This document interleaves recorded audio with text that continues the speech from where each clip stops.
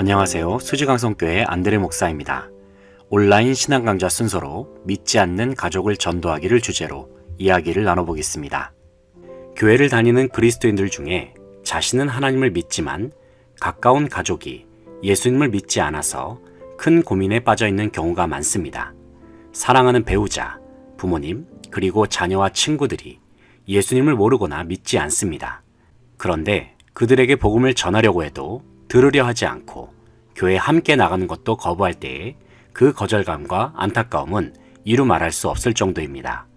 그렇다고 해서 가족 구원을 위해서 기도하지 않는 것이 아닙니다. 그 누구보다도 간절히 기도해왔고 바라던 일이었습니다. 하지만 당장의 변화가 일어나질 않고 열매가 보이지 않으니 참으로 답답하기만 합니다. 그런데 가족을 전도하는 일에는 많은 인내가 필요함을 알아야 합니다. 왜냐하면 가족 전도는 단순히 말로 복음을 들려주기 이전에 말과 행동을 통하여 지속적으로 복음을 보여주는 것이 더욱 중요하기 때문입니다. 우리가 믿지 않는 가족들에게 복음을 전할 때에 부딪히는 가장 큰 방해 요소 중 하나는 바로 가족 간의 익숙한 관계입니다. 그런데 그 익숙한 관계가 좋은 관계일 때는 복음을 전하기가 수월할 수 있습니다. 하지만 그 관계가 좋지 않은 관계라고 한다면 전도는 더욱 어려울 수도 있습니다. 여러분은 복음을 전하고자 하는 가족과 어떤 관계를 맺고 있습니까? 우리가 가족에게 복음을 전하는 데에 있어서 그들과의 좋은 인간관계는 참으로 중요합니다.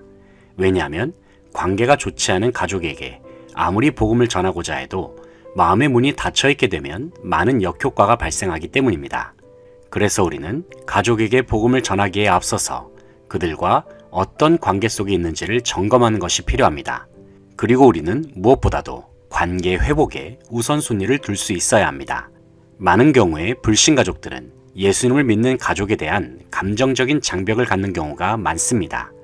여기에는 크게 세 가지 장벽이 있습니다. 첫째는 종교적인 배신감이라는 장벽입니다. 만약에 어느 예수님을 믿는 가족이 집안이 대대로 믿어왔던 전통 종교를 떠났거나 집안 고유의 종교 문화를 받아들이지 않는다면 다른 가족들은 배신감을 가질 수도 있습니다.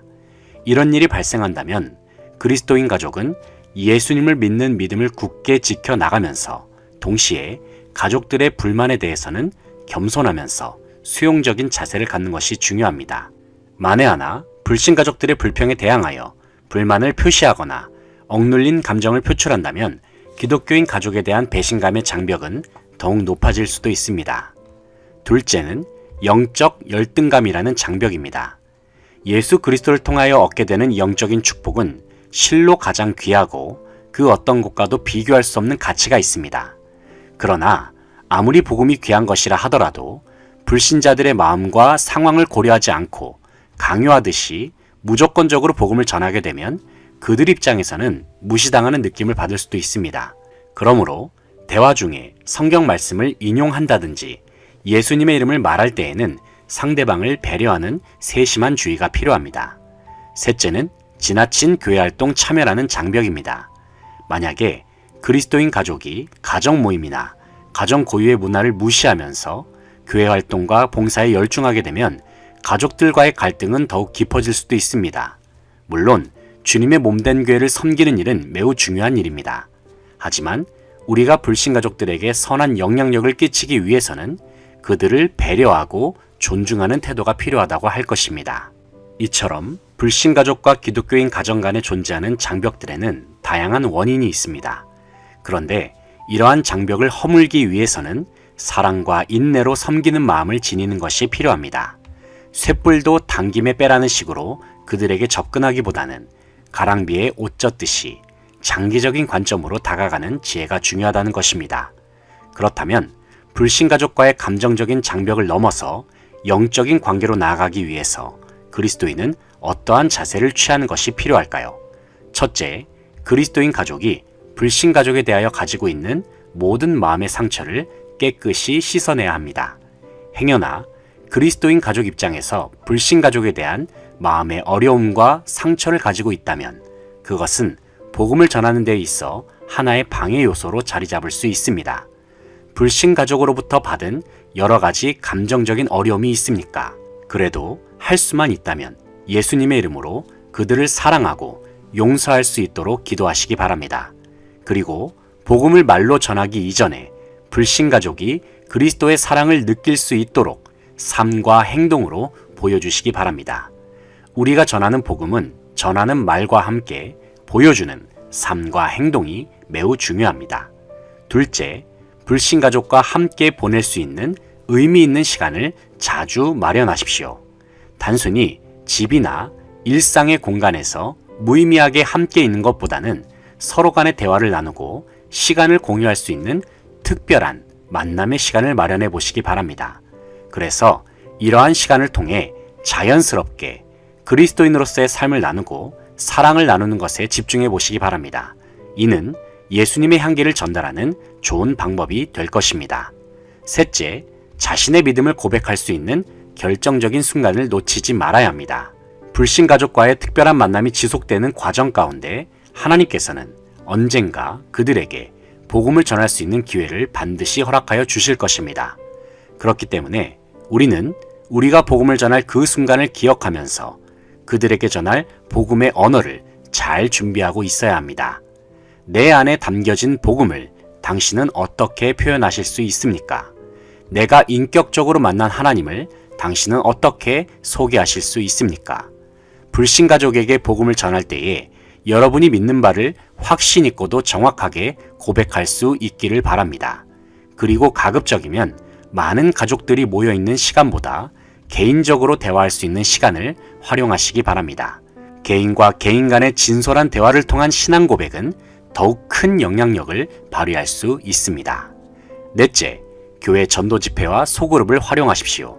만약에 불신 가족과의 관계가 잘 형성되었다고 한다면 기회가 되었을 때에 교회의 전도 집회나 소그룹 참여를 권유해 보시기 바랍니다.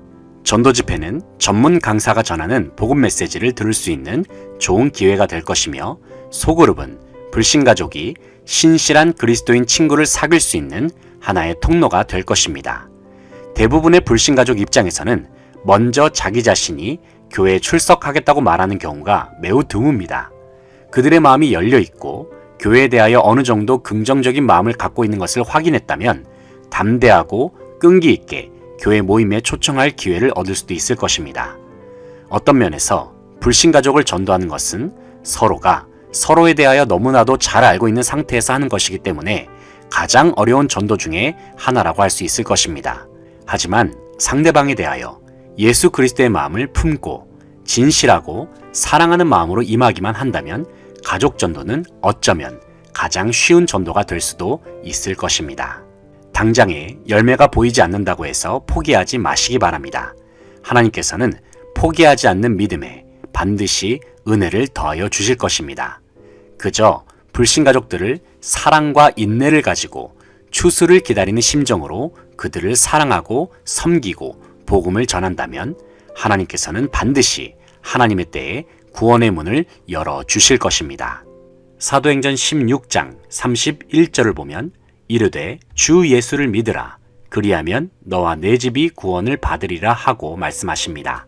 바로 예수 그리스도를 믿는 당신의 삶을 통하여 여러분의 온 가정이 구원을 얻게 되는 역사가 일어나기를 간절히 소망해 봅니다. 지금까지 우리는 믿지 않는 가족을 전도하기라는 주제로 함께 이야기를 나눠보았습니다. 저는 다음 시간에 찾아뵙겠습니다. 수지광성교회 안드레 목사였습니다. 감사합니다.